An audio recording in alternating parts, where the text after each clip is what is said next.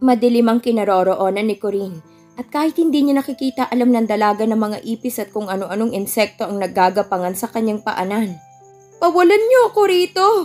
Malakas niyang sigaw sa baybayo sa bakal na pinto. Ngunit ang tanging sumagot sa kanya ay ang alingaw-ngaw ng sariling tinig. "God, anong lugar to? Anong nangyayari?" Naiiyak na tanong niya sa sarili habang pakapakapang nagtungo sa sulok. "Buksan ang pinto!"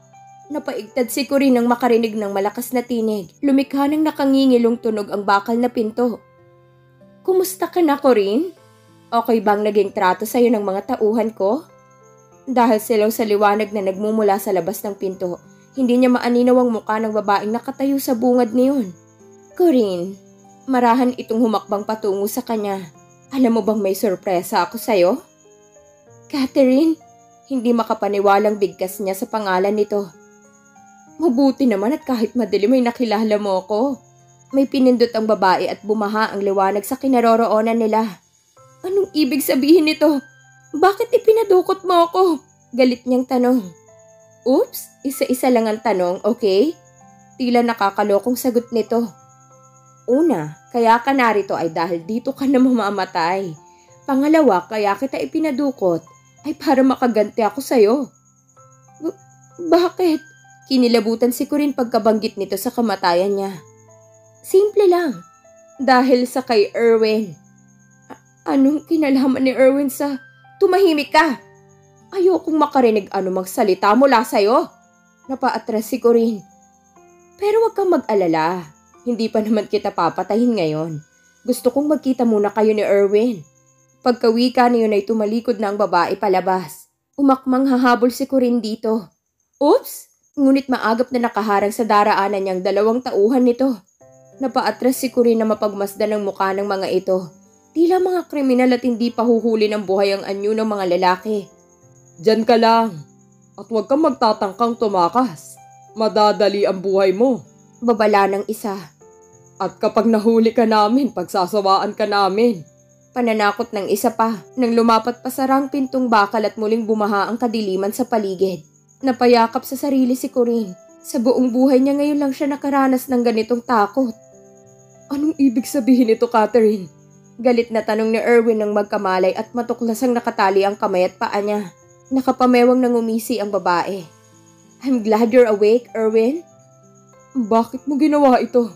Pakawalan mo ako rito at tigilan mong birong ito." Nagsikap ang binata na makawala sa pagkakatali ngunit mahigpit iyon. "At sino may sabi sa iyong nagbibiro ako?" Lalong naging mapanokso ang ngiti sa mga labi ni Catherine. "Sorry dear, pero seryoso ako." "Hayop ka, at anong kasalanan ko sa'yo?" "Simple lang. Labis mong sinaktan ang damdamin ko." "Anong sinaktan? Ever since ay alam mong si Corinne ang mahal ko. At inakala kong tanggap mo yun." "Pwes mali ka ng akala. Dahil ako yung tipo ng babaeng hindi marunong tumanggap ng kabiguan." "Kung gayon ay nilinlang mo ko. Pinaniwala mo kung tanggap mong may mahal akong iba. Kaya lahat ng tungkol sa akin ay nalaman mo. Pati ang tungkol kay Corinne ay pinagtapat ko sa'yo." Galit na galit si Erwin. Napangisi ang babae. "Kasalanan ko ba kung tanga ka? Anyway, ang mga ipinagtapat mo naman sa akin ay mananatiling lihim.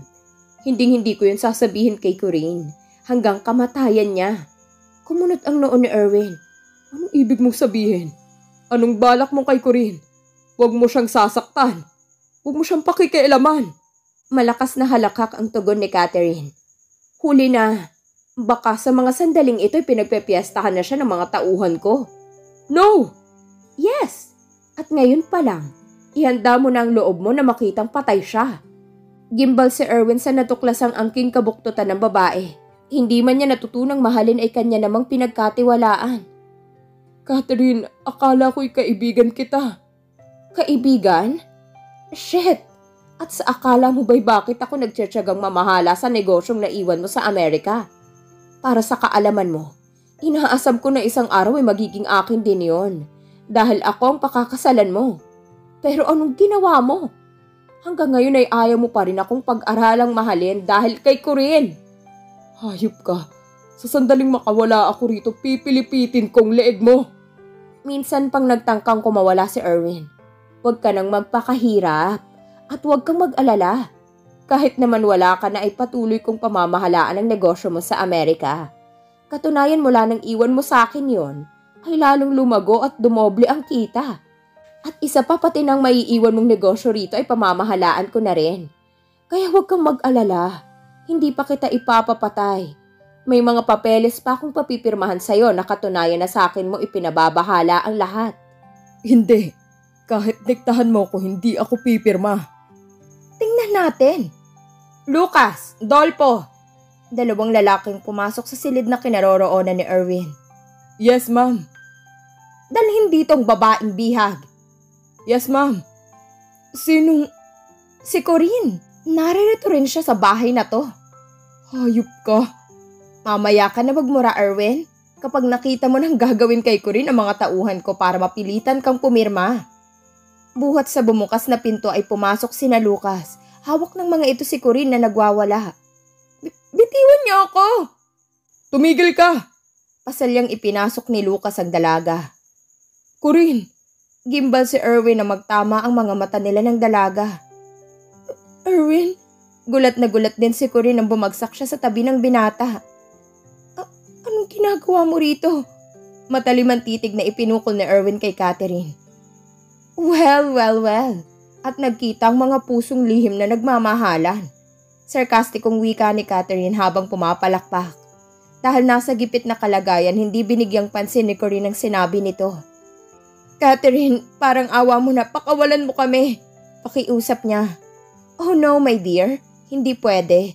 Kasi ikaw ang gagamitin ko para mapapirma ang lalaking ito. Hayop ka talaga, Catherine. Pati kapwa mo babae ay kaya mong gawan ng masama. Usig ng binata dito. Talaga? Anyway, 2 ibon sa isang putok ang kabayaran sa kasamaan kong to.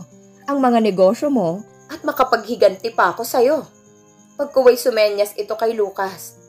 Bakit ho, ma'am? Kunin mong attache case ko. May papipirmahan lang ako sa hunghang na to. Nakangising wika ng babae. Erwin, paipod na napalapit si Corinne sa binata. Anong gagawin natin? Dahil walang tali ang mga kamay ng dalaga, nagawa niyang yakapin ito at isiniksik ang sarili rito. Huwag kang mag-alala. Akong bahala sa'yo. Pabulong na wika ni Erwin na gusto manggantihan ang yakap ng dalaga ay hindi nito magawa dahil nakatali sa likod ang mga kamay niya. Ma'am, heto na po. Wika ni Lucas na bitbit ang isang attache case. Good. Pagkuway binuksan na yun ni Catherine. Buhat doon ay inilabas ng babae ang makapal na papeles. Naritong mga papeles na pipirmahan mo, Erwin. Katunayan na nasa akin ang mga negosyo mo. Inilapag nito sa tabi ng binata ang mga hawak na papel. Hindi. Patayin na muna niyo ako bago ko pirmahan yan. Naningkit ang mga mata ni Catherine. Ganon? Hindi ka pa rin ba pipirma kahit magpakasasa sina Lucas kay Corinne? No! Lalong napasiksik ang dalaga sa katawan ni Erwin. Huwag mong gawin yan, Catherine. Matakot ka sa Diyos. Sigaw ni Erwin. Pipirma ka o hindi? Muling dinampot ng babae ang mga papel at idinuldo sa mukha ng binata. Napalunok si Erwin. Pagkaway na patingin ito sa mukha ni Corinne. Huwag kang pipirma, Erwin. Dugo at pawis ang ipinuhunan mo para makamit ang mga pangarap mo. Luha ang wika ni Corinne. Alam niya kung gaano kahalaga kay Erwin ang mga negosyong pinaghirapan nitong ipundar. Pipirma ka o hindi? Muling untag ni Catherine sa natitigilang binata. Corinne. Napalunok ang binata. Wag, Erwin. Papatayin din niya tayo kahit pumirma ka. Babala ni Corinne kahit punong-puno na ng takot ang kanyang dibdib. Lucas, Dolpo, tawagin si Digoy at pagsawaan ang babaeng yan sa harap niya. Makapangyarihang utos ni Catherine. Sukat sa sinabi nito ay naguunahang nagtakbuhan sa labas ang dalawa para tawagin ang kasamang nagbabantay sa labas ng gate. No! Gimbal na gimbal si Corinne sa nakatakdang kapahamakan na aabutin sa kamay ng mga ito. Catherine, nakikiusap ako sa'yo. Sana lang ang isaalang-alang mo na pinagsamahan natin bilang magkaibigan sa nakalipas na 6 na taon. Pinilit ni Erwin na magpakumbaba. No way! Buo na ang pasya ko. Alam kong hindi ka rin magiging akin. Catherine, babae ka. May ina ka rin. Huwag si Corinne. Sinasabi yun ni Erwin ay pilit nitong pinapagana ang isip kung paano mapaglalalangan ng babae. Ma'am, narito na kami. Buhat sa pinto ay papasok ang 3 lalaki. Napangisi si Catherine pagkaway nilingon nito si Corinne. Wag! Sargo ang luha sa mata. Namumutla at tila dagang hindi malaman ng dalaga kung paano ikukubli sa katawan ni Erwin ang sarili. Umpisahan na ninyo! Malakas na utos ng babae. Sigawan sa tuwa ang tatlo. Sabay-sabay nitong dinaluhong ang dalaga. Nang sumayad ang kamay ng mga ito kay Corinne, pakiramdam ni Erwin ay mapuputol sa galit ang kanyang utak. Wag! Para na ninyong awa! Walang kalaban-laban si Corinne sa tatlong pares ng mga kamay na nagsasamantala sa kanyang katawan. Catherine, itigil mo na yan. Pipirma na ako. Malakas na sigaw ni Erwin. Napalingon si Catherine sa binata. Talaga? Kumislap ang mga mata nito. Patigilin mo ang tatlong yan. Parang mababaliw na si Erwin sa nasasaksihan. Tigil! Saway ni Catherine sa mga ito. Ngunit nang mistulang bingi ang tatlong lalaki na tuluyang nilukuban ng demonyo ang mga utak. Nang makitang walang saplot na katawan ng dalaga. Abat! Nang hindi tumigil sa ginagawa, ang tatlo'y kinuha ni Catherine ang barel at 2 beses na nagpaputok pa itaas. Otomatikong huminto ang mga lalaki. Kapag hindi nyo nilubayan na babaeng yan, ang susunod na bala ay sa baon ng utak nyo. Babala ni Catherine. Pero boss. Layo! Layuan nyo siya! Bubulong-bulong na lumayo kay Corinne ang mga ito. Matalim ang iniwang titig kay Catherine. Talaga bang pipirma ka na? Nakangising tanong ng babae kay Erwin. Oo. Laglag ang balikat na sumagot ang binata. Larawan ng katalunan. Kalaga ng mga kamay niya. Kahit inis dahil sa pagkakabitin, tumalima ang tatlong lalaki. Kinalaga ng mga ito si Erwin. Dahil mahigpit ang tali sa kamay ng binata, may bahid ng dugo ang pulso nito ng tuluyang lumaya sa lubid na abaka. Tila nakahinga ng maluwag ang binata at hinilot-hilot ang mga pulso. Naiinip na ako, Erwin. Pirmahan mo na ang mga papeles na to. Muling idinuldol ni Catherine ang mga papeles sa mukha ng binata. Pagkakataong hinihintay ni Erwin. Pabigla nitong hinawakan sa kamay ang babae at mabilis na nahila at nabaliti sa leeg. Mabilis din itong naagaw ang barel sa kanang kamay ni Catherine. Nabigla ang mga lalaki at akmang susugurin si Erwin. Sige! Mabilis na naitutok ng binata sa mga itong barel. Kumilos kayo ng masama at sabog ang baon ng mga ulo nyo kasama ang babaeng ito. Nagkatiginan ng tatlong lalaki. Pagkaway sinulya pa ng mga itong kani-kanilang barel na nakapatong sa di kalayo ang mesa. Kung iniisip nyong maaabot nyo mga barel na yan bago kayo tamaan ng bala ng barel na to, huwag na nyong subukan. Hindi ako mangingiming pumatay sa pagkakataong to. Magsama-sama na tayo sa impyerno. Erwin! Nasasakal ako. Wika ni Catherine na walang magawa sa lakas ng bisig ng binata na nakapulupot sa leeg nito. Talagang sasakaling kita, Catherine. Papatayin din kita kapag hindi mo inutusan ng mga gagong yan na dumapa sa sahig. Oo, sandali lang. Kayo, dumapa kayo sa sahig. Tarantang utos ng babae nang maramdamang humigpit ang sakal ni Erwin sa leeg nito. Gigil na sumunod ang tatlo. Corinne, kalagan mo ang tali ko sa paa.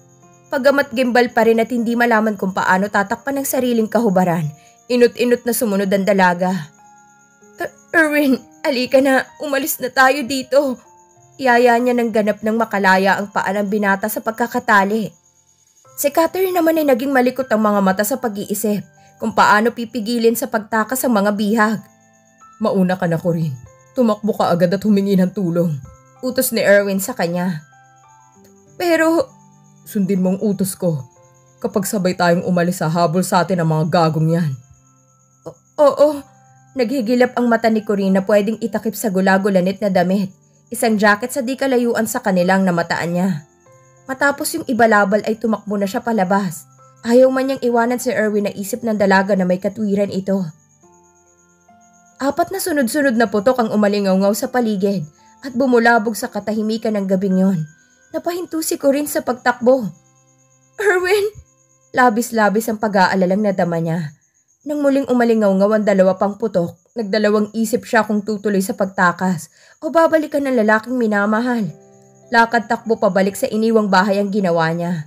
Nang maulinig ni Corinne ang mga yabag na pasalubong sa kanya, bigla siyang huminto sa pagtakbo at nagkubli sa matataas na damo. Biglang tumahimik ang paligid. Wala na siyang narinig kundi ang tunog ng mga natatapakang damo. Lord, iligtas mo po ako. Dasal niya nang maramdaman ang paghinto ng isang tao sa tapat na kinukublihan niya. Ngunit tila naman tukso. Isang daga ang gumapang sa paanan niya. Impit na napatili ang dalaga. Pagkaway kagatlabing pilit na pinatahimik ang sarili. God, iligtas mo po ako. Nang biglang isang matipunong bisig ang humapit sa bewang niya. Pagkaway isang palad ang tumakip sa kanyang bibig. Wag! Impit niyang sigaw, kasabay ng pagwawala. Shh! Erwin! Buhat sa mapusyaw na liwanag ng buwan ay naaninaw niyang may-ari ng mga bisig na yon. Huwag kang maingay. Baka may buhay pa sa kanila. Ngunit sa malas ay hindi na maririnig iyon ni Corinne dahil tuluyang nagdilim ang kanyang paningin. Sa sobrang takot at pagod, hindi na niya nakayanan ang lahat. Masusuyong haplos sa kanyang pisngi ang gumising sa kamalayan ni Corinne. Sa naaalimpungatang diwa ng dalaga, nagsalimbayan ang mukha ng 3 lalaking nagtangkang gumawa ng masama sa kanya. Bawat isa'y humahaplos, bawat isa'y humahawak. Wag! Sigaw niya bagamat nakapikit pa rin ang kanyang mga mata. Corinne, wake up! Bahagyang tinapik ni Erwin ang pisngi ng dalaga. Erwin! Napabalikwa siya ng bangon. Mukha ng binata ang kanyang at namulatan. It's me, Erwin. Huwag kang matakot. Wala na sila. Nagbibigay ng assurance ang tinig ng binata. Talaga? Marahang tumango si Erwin. Oh, Erwin. Kung dahil na-relieve sa pinagdadaanan ng bangungot o hindi na lamang natimpini ko rin ang sarili nang matiyak na kapwa na sila ligtas ng binata, walang babalang niyakap niya ito. Corinne. Sa una lang nagulat si Erwin. Maya-maya ay kumilos ang kamay nito upang gantihan ang yakap ang dalaga. Ilang saglit silang nanatili sa ganoong ayos. Maya-maya ay saglit silang naglayo at mga mata naman nila ang naglapat. I thought hindi na tayo makakaligtas sa kanila. Akala ko'y... Shh! Masuyong iniharang ni Erwin ang daliri sa mga labi niya. It's all over. Wala na. Tapos na. Ang natira na lamang ay tayong dalawa. Sina Catherine at ang 3 niyang kasama ay kapwa may tama ng bala. Bagamat mabubuhay pa. Pero titiyakin ko, hindi na nila matatakasan ang bagay na ito. Sa kulungan ng bagsak nila paglabas ng ospital. Napahikbi si Corinne. Pagkuway muling isiniksik ang sarili sa dibdib ng binata. Maya-maya ay masuyong itinaas ni Erwin ang baba niya upang magtama ang mga mata nila. Erwin? Corinne. Sa kadahan-dahan itong inilapit ang mga labi sa mga labi niya. Funny, but it was her first kiss. Mula sa lalaking itinuturing niya mortal na kaaway noon at ngayon ay lihim na minamahal. Ang halik ni Erwin na sa simula ay magaan ay dahan-dahang dumiin. Nanlaki ang mga matang napatitig sa puting kisameng dalaga. Bigla ay na-realize niya bakit siya hinahalikan ng binata. Ngunit bago pa nasagot ng isip niya ang katanungang yon, naramdaman ng dalaga na lumalalim ang halik ng binata. Hindi siya marunong humalik. Ngunit sa pagkakataong yon, puso niyang nag-utos kung paano tumugon. Ang mga labi niyang nakapinid ay dahan-dahang bumukas. Tinanggap ng buong buo ang halik ng binata. Hanggang sa ang halik na yon ay nagsilbing mitya upang masindihan ng mga damdaming malao ng tinitimpi. Ang mga kamay nilang nakayakap sa isa't isa ay nagsimulang gumalaw. Naghahanap sa katawan ng bawat isa at waring may nais tuklasin. At nang matagpuan nila yon, kapwa sila natigilan. Sa panig ni Erwin, dapat ay noon pa niya naangkin yon. Sa panig ni Corinne, buong puso niyang ipagkakaloob dito ang lahat. Kahit wala pang mga salitang nag-uugnay sa kanila. At nang muling magtagpo ang mga labi nila, isa-isa ring naalis ang mga saplot sa kanilang katawan. Hanggang ang nasayang na mga taon ay kanilang siningil. Walang pagdadalawang isip na inangkin nila ang isa't isa. Takot na takot ako. Akala ko'y kung ano nang nangyari sa'yo nang makarinig ako ng sunod-sunod na putok. Kahit alam kong delikado, bumalik ako para alamin kung anong nangyari sa'yo. Paanas na wika ni Corinne. Matapos ang nangyari sa kanila ay ayaw pa rin niyang ilayo ang sarili sa binata. Gusto pa rin niyang madama ang init na hatid ng dibdib nito. Ako man ay takot na takot din. Lalo na nang malaman kong talagang papatayin ka ni Catherine. Pero galit na galit ako nang makita kong hinahawakan ka ng mga lalaking yun.